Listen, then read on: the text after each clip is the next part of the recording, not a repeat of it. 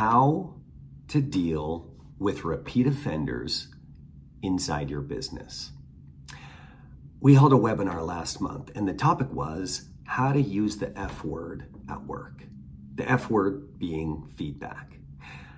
Having a feedback culture is imperative when it comes to growing others and having a successful business.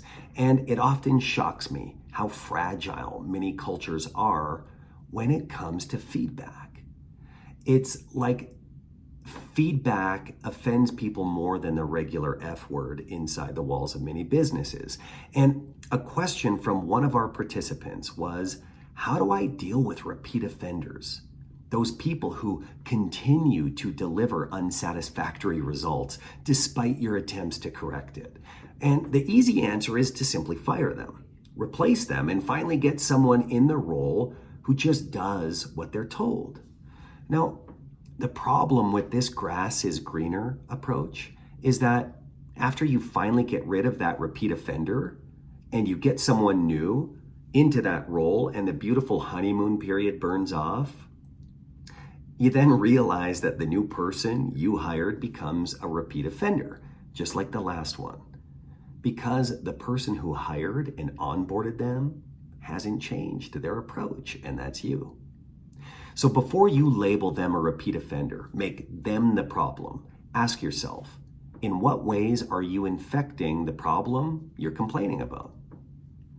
I've observed many leaders in their environments, and oftentimes it's the leader who's infecting the situation themselves by addressing things in an ineffective way, or by avoiding them and not addressing them at all, or finally when it's too late. Instead, you just complain about it. Hope this person will finally get it, that they'll get better. And so the first way to deal with a repeat offender is to first be willing to see yourself as the problem.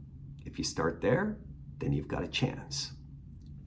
Another strategy to consider is subtle but incredibly significant, like many of the strategies we teach at level 52. Oftentimes, feedback is resisted because people feel like it's being done to them. And the leaders we work with who really excel in giving feedback ensure that feedback is perceived as being done for them instead of to them. And one way to do this is to understand who this person wants to be. For example, let's say you're a project manager inside my business. You work for my team. Let's say I've been through the Accelerated Leader Program at level 52, and I understand why engineering relationships are important, and I know how to do it well. One of the things I do is to get to know what you want for yourself. What kind of project manager do you want to be? How do you want people to perceive you as you do your work? What impact do you want to have?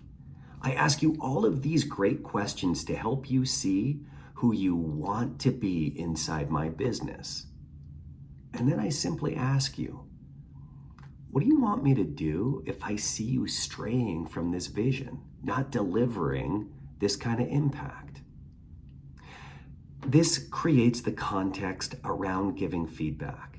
And if I am an attentive leader who's acting in the service of your growth, you betcha I'm going to give you feedback in service of your vision.